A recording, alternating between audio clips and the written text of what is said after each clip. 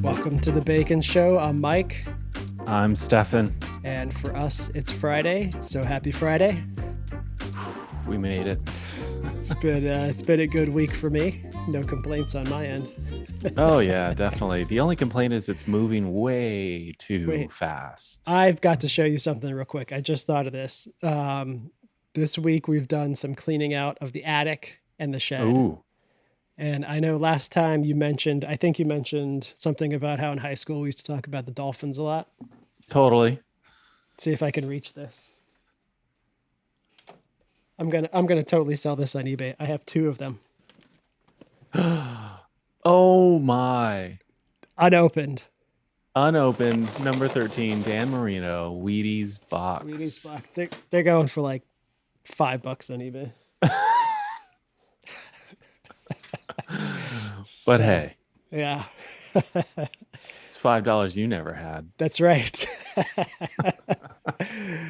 Another very exciting thing this week is that the county just to the south of us has opened up vaccinations for 40 and over starting next week. Unreal. Which means we will qualify, which is very exciting. I love it. I can't wait. Yeah. They're Orange County. This is in Orange County. They're moving quickly. The rest of Florida is like 60 plus. Yeah. Orange County said, "Hold my beer." That's right. Or whatever. It's a total middle finger to the governor. And then watch what we do. Right. 40 plus. 40 plus. Yeah. No, that's really good. That's really good. Hopefully that continues. I'm sure soon within the next month, everyone's going to be able to. Yeah. Month and a half, maybe. Yeah. It's going to spread fast. So that's exciting. It's been a scientific miracle to get this vaccination out so fast, which brings me to the topic that we're going to talk about today. Love it. Which is the relationship, if I can call it that, between religion and science. Is it a relationship? Maybe it's a codependent relationship. It might be. It's fascinating. Maybe not. I've thought about this a lot. You've thought about this a lot. I've thought about this some. But there is a project that I think I want to try and make, which combines these two things. I don't want to give away too much because then I feel like someone will steal it from me. But they'll never be able to do it like you. Right. So. That's true. But I'm interested in like the relationship between religion and science kind of in the medical world, where we see a lot of very conservative religious organizations running very like state of the art, pushing the edge of science, medicine. And I find kind of that relationship kind of fascinating and how that works. Like, is that a paradox? Because you have like at least an institution that's saying, right, that the world is 6,000 years old and they're creating like personalized mRNA, like state of the art, cancer vaccines, or at least working on that stuff. And I kind of find that potentially fascinating. You mean they're working with DNA that's evolved over millions of years? Right. Is that what you mean by that? Yeah. So I imagine there's a lot of stuff to dig into with this subject. Good thing I had an early dinner. That's right. This may be a multiple episode subject. That's true. Yeah. Well, I mean, where do we start? Oh my goodness, I don't even know. Should we talk about where we're at personally? I think that's a great place to start. A little bit. Do you want to start? Sure. With that? Okay. So just my personal background is I grew up in a family that was religious. So I went through that scenario.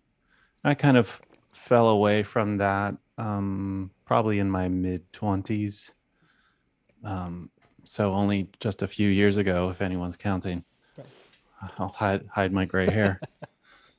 Um, and then I just kind of went away from it all and just lived life in a way. I had a son I was raising, doing my consulting work, so my business, that type of stuff. And I never really thought twice about it, so it wasn't something that I was like mulling over. Right. I moved on. I just lived. And then I don't know what the catalyst was, but YouTube, of all things, showed me, I'm sure, one video about evolution. I believe the topic was evolution. And me, I'm a naturally curious person. I love to learn new things. I love to understand um, more nuanced topics like science. And so naturally, it was pretty fascinating to me. Well, I quickly went down the rabbit hole Mm.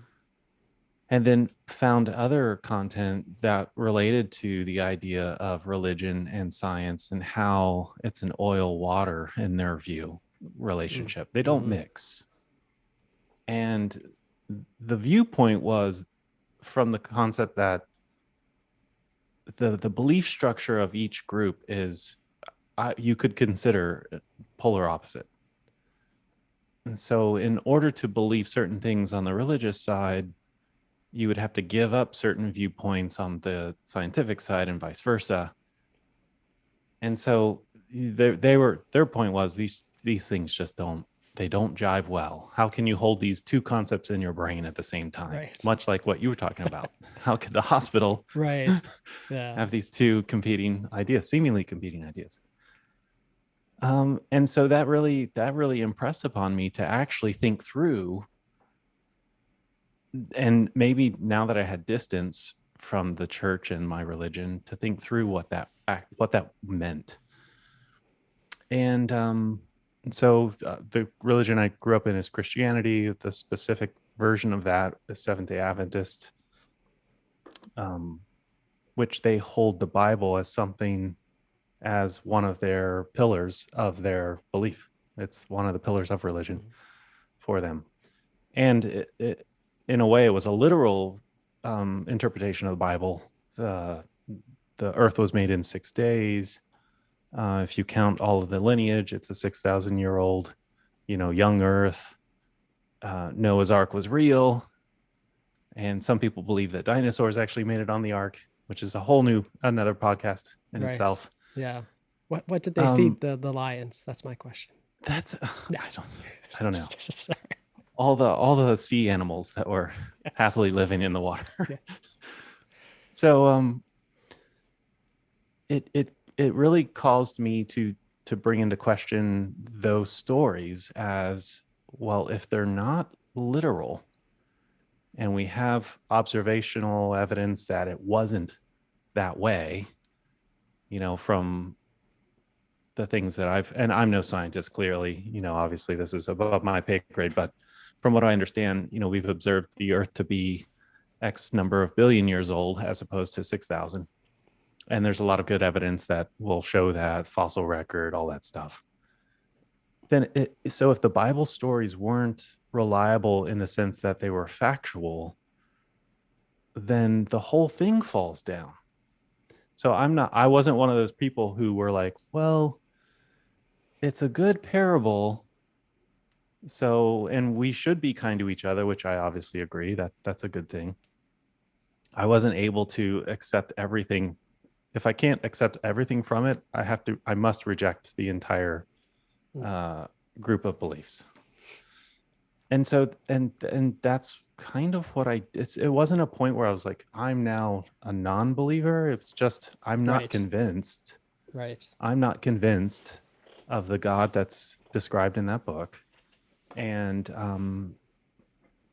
for me, it was kind of an eye-opening kind of it helped me become much happier, I would say, in the state that reality mirrors, or you could describe what reality is. And Yep. so to me, just being in reality means you accept certain things about reality, and you're much less superstitious. You're much less thinking that there's all of this extra stuff that exists out there in the supernatural world Yep. that are pulling the strings of reality. And when you can accept that, you actually you get to this place where you can become much more accepting of what reality brings, which is randomness. Hmm. And if that's a good random thing, you call that good luck. Yeah. There's obviously bad luck. And you don't, and you're not constantly pleading to something that has a lot of power that's pulling the strings of reality Right. for outcomes. All of that kind of goes away, Yeah. and now you're just able to live life, and live life to the benefit of each other, which is, to me, what we the only thing we really have. So that's where I came about in this scenario, and it allowed me to think through why people actually do believe still, or have a belief that they've nurtured or continued to have, Right. and then how those mix with non-believers. And I've watched a lot of debates on YouTube, fascinating stuff. A lot of modern philosophers, scientists, theists, and the reasoning for each. And to me, this is just something that it helped solidify the direction that I think makes sense for me, like why I believe what I believe now. And it also is a fascinating thing when you look at society and people. I'm fascinated with those types of conversations and information. Like, why do people believe what they believe? What Yeah. are the things Yeah. driving those scenarios? So that's kind of a backstory of where I landed. It's really interesting because I think our stories have been almost like parallel Wow. in our because we both grew up in religious households in the same Yep. religion, Yep. so we share a very similar background in that way. Mhm. And yeah, very parallel. I was able to move away and still maintain some sort of, I guess, belief or religiosity, whatever you want to call it. It's something that it continues to evolve, and I think always kind of will. Yep. But um, I was able to find kind of a belief structure or belief system that relies more on a relational God that is not necessarily an all powerful Mm-hmm. God, and a belief system that doesn't really have an issue with science or facts, you know Got it. things of Yes. that nature. So yeah, so I mean, for years and years, I worked. My office was literally like across the street from a children's hospital, Mm. and I would ask some of my coworkers, like, okay, so you believe in like an all powerful, all loving God? They'd be like, yeah, yeah, yeah. But there's a children's hospital across the street. Like, How do we account for how do these you things? account for those two things? And I remember once somebody goes, Mike, I think you need to go talk to a pastor. I was like, that's not going to help. At least No, not the ones around here, you're right. probably. but but it's interesting. I think that we've ended up in a very similar place. Yeah. And so, although I still say that I believe, most people would call me a heretic or whatever, and think that my soul is damned. For And eternity. because I mean, I would even say that many atheists are closer to the God that I believe in than most Christians. Right. Yeah. Yeah. Well, yeah, and it makes me think of the conflict between science and religion, Hmm. and the scientists or um, philosophers versus the theists and their belief construct and why they don't jive well. And I think it's, from what I've observed, I think it's based on your belief structure overall. Hmm. So if a religious person is putting God into a place that, kind of like what you were saying, where you've put your relationship with this idea of God in this place that's not in conflict at all with science, the observations of how we believe the world works, Right. et cetera, et cetera.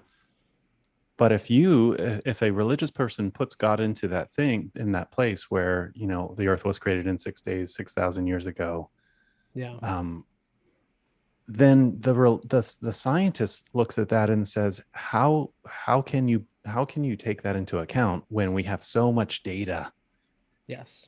that directly combats these ideas? Yeah.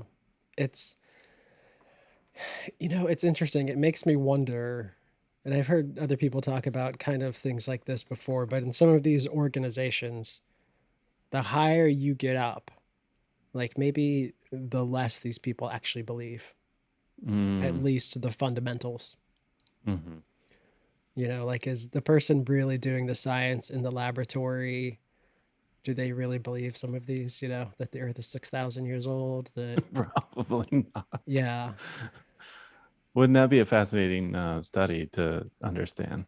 it would be. I mean, I understand a lot of people may stay for like the community Yes. or other aspects, even if they don't believe much of the fundamental beliefs, of some of these religions.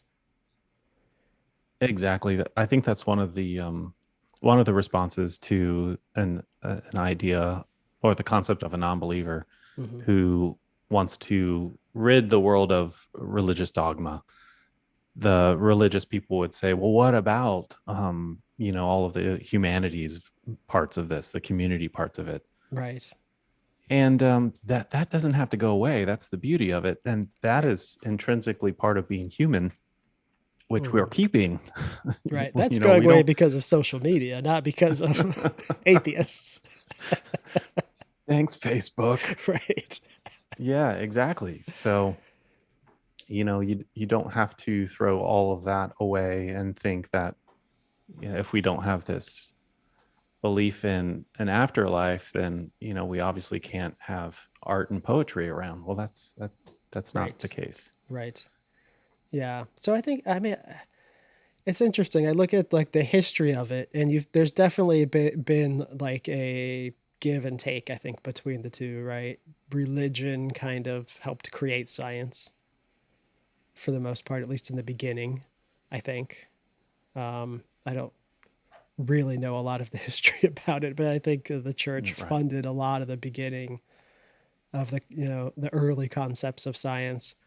And then as science has evolved, I think you've seen religion respond to that in some aspects. Some clearly depends on what, maybe how conservative or how extreme the religion is, how it adapts. But there's been some sort of relationship there. Yeah, I think so. You could say that every scientist 300 years ago was Was religious right, because everyone 300 years ago was right, religious. So it would be impossible to say otherwise necessarily. But I think you're right. As science has continued to evolve and get um, our confidence grows in what we're seeing, what science is observing of how the world works. The things that we use religion for continue to recede back. hmm, We come from people who believed that the sun revolved around the earth. yeah, not that long ago. Right, exactly. Yeah, And to even further that point, we come from people who used to believe that burying children under the foundation of new buildings would bring that building in favor to not be torn down by an earthquake. Right. So, the superstition that we've had along the way, of things that we don't understand, is just continuing to fall back. Now, of course, science can't necessarily answer where the universe has come from. Hmm. And I think that's where people start to also, and maybe the less scientific you are, maybe the more you rely on this, but the idea that, well, if we don't know, it has to be something that looks or sounds like a god. Right. And then now you start inserting that into where we have the limits of our belief. Yeah. But the scientific community would say that that's almost like a cop out. Do we just stop and give up? Like, oh, we don't have to learn anything else. Right. God did it. Yeah. You know? Exactly. There was, I'm going to see if I can find something real quick. There's someone who I follow who just wrote a short article basically about what we're talking about. Mm-hmm. And so so this guy who's pretty interesting, his name is Thomas Ord, he's a theologian, and he wrote something about with kind of the two questions: does science require us to reject a God, and then Mm. does theology require us to reject disorder, randomness, and evil in nature? Oh, interesting.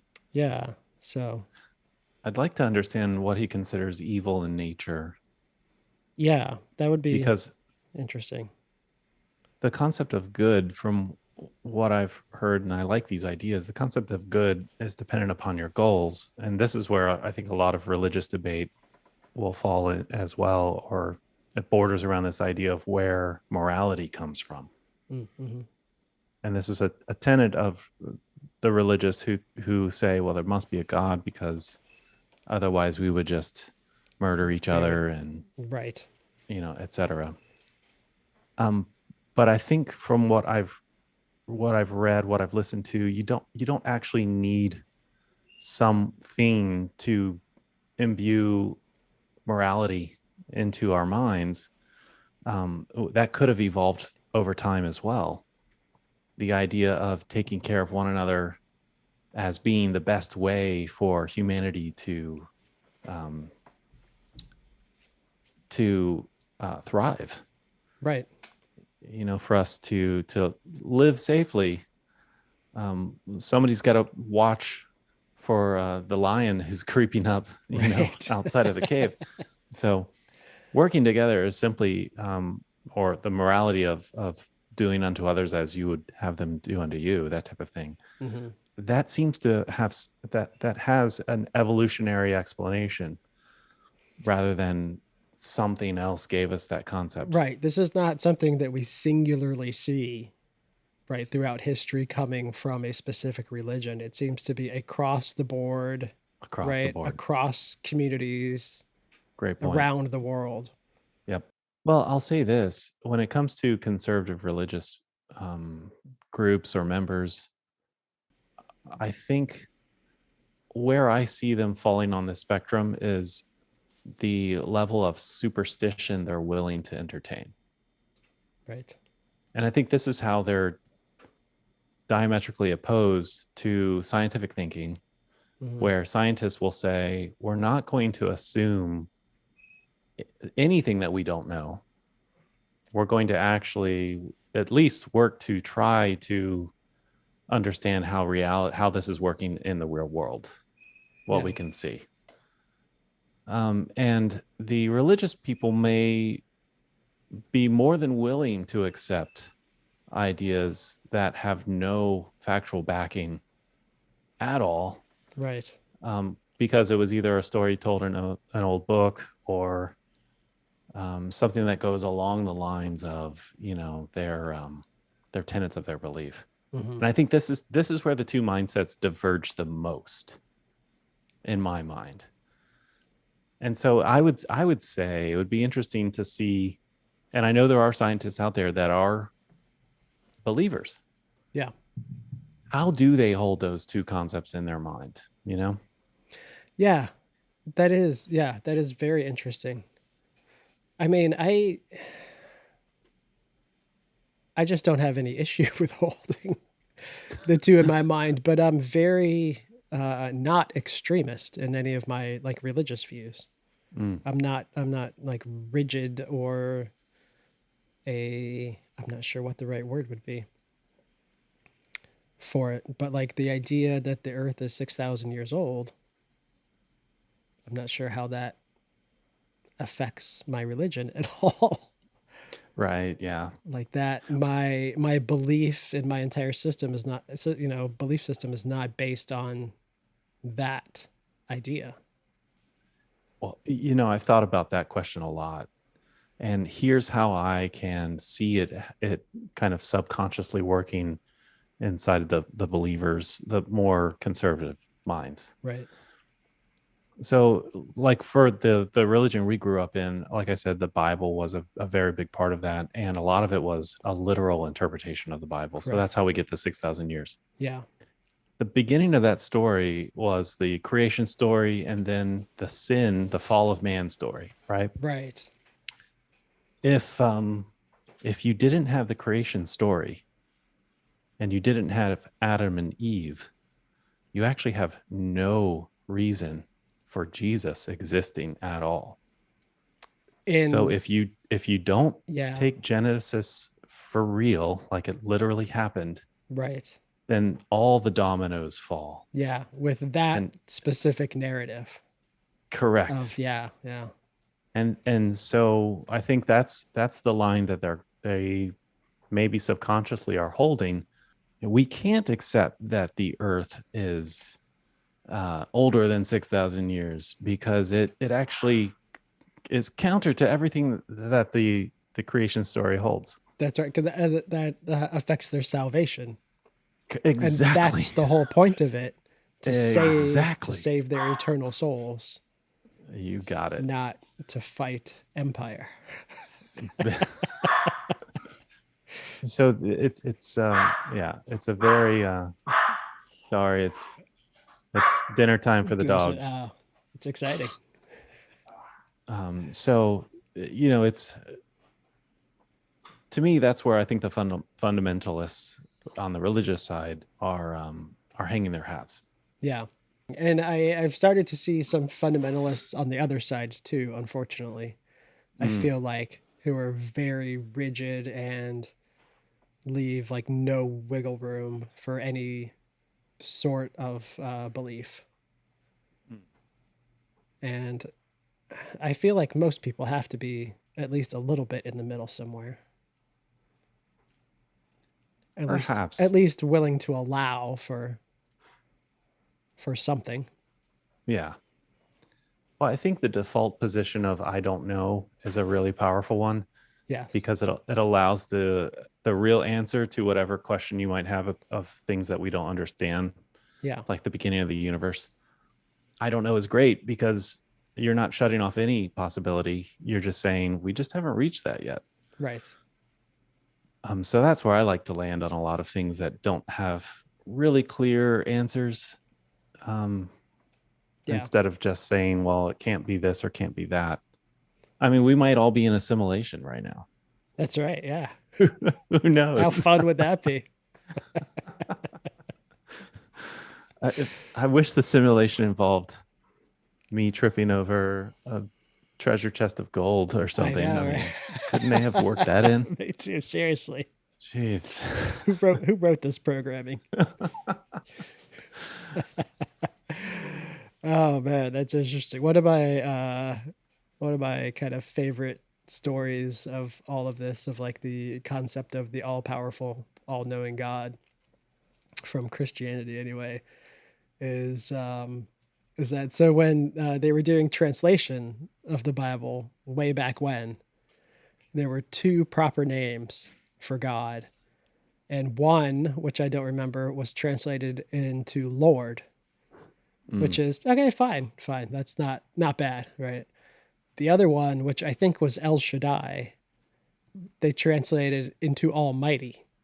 And so they took a mm, proper name and transferred it into Almighty. And that has, in some people's views, created a cascade of issues that Ah, suddenly we have an almighty God in charge of everything, ah, when the proper translation would have been something like mother's breasts, which kind of makes sense for a God figure.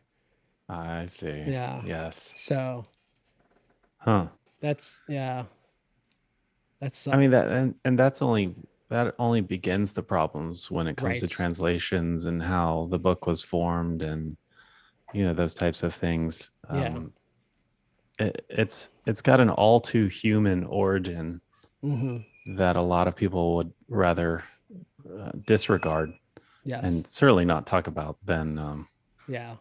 start accepting the reality of it. Right. But again, it all comes down to, I think, in my mind, how superstitious you're willing to be, Mm-hmm. and that outcome that you hope is actually real. Right. And so I think based on that, people are going to be willing to believe almost anything. Yeah. Yeah. I think that's true. And I think I've seen some of that. Too much. Yeah. It's interesting. It makes me wonder, like, about some people that I have not kept in contact with, but I know have gone like the kind of the opposite way, maybe, that we Mm. have. They grew up in similar environment, but have gone like hardcore to the conservative side and the fundamentalist side Of religion. of religion. Yeah. Ah. Mm-hmm. Yeah. And just how that has happened. And yeah, you see them on places like Facebook just going down crazy, crazy rabbit holes Mm. that just don't make any sense to me. But Well, and I think about that too. If you think, there was a large portion of my childhood where I was taught to disregard what science says about a certain topic. mm, So I was trained to distrust an entire body of knowledge right. when it comes to evolution, where we came from as a human species, that type of stuff is just an example. Yeah. So I was taught to be skeptical of any information that we might be gaining on Right. the scientific level. So how easy is it if somebody's just hook, line, and sinker taken that and ran with it, for them to keep going down that rabbit hole no matter what evidence is presented? That's So true. said this way, how can you convince someone of evidence who doesn't regard evidence as important at Right. all? Right. Yeah. We know It this, is right? impossible. We know this. If you set down a page of facts in front of someone, they're going to believe the opposite even stronger than Exactly. before you gave them that. Exactly.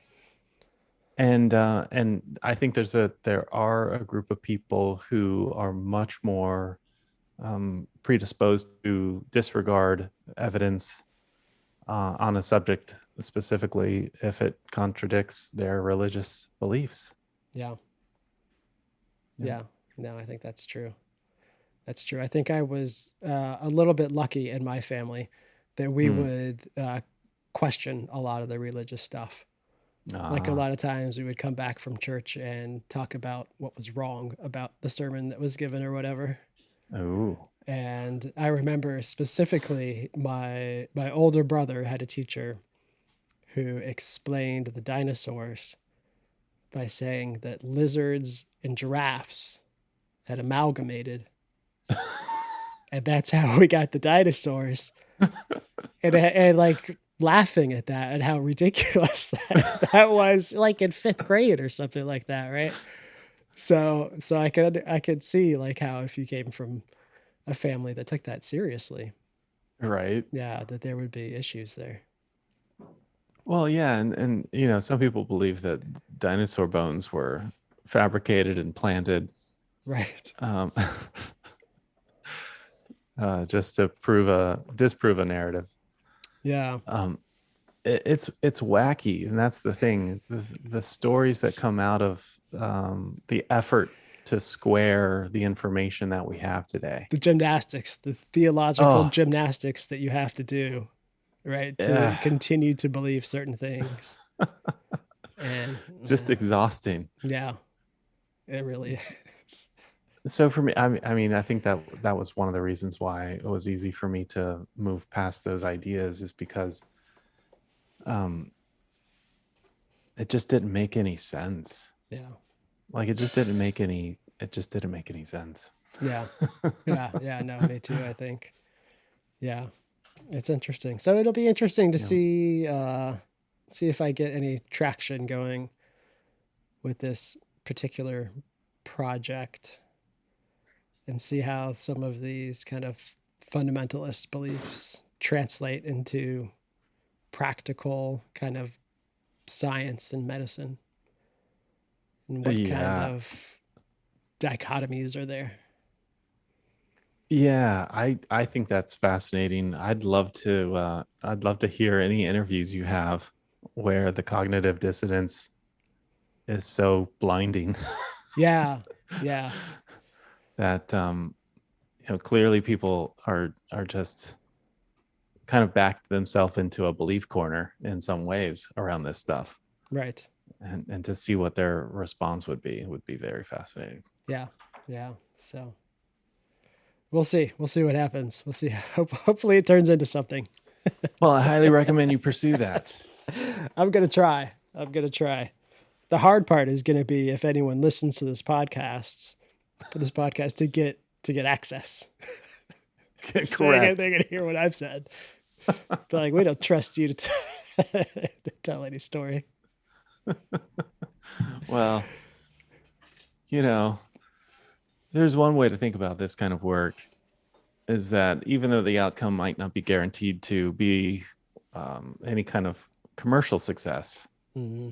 the journey is worth it, even if it fails. Right. Yeah, totally. I just saw a super depressing stat on Sundance documentary films. Oh no. On I think over almost 1,700 features were submitted, and 30 were accepted. Oh.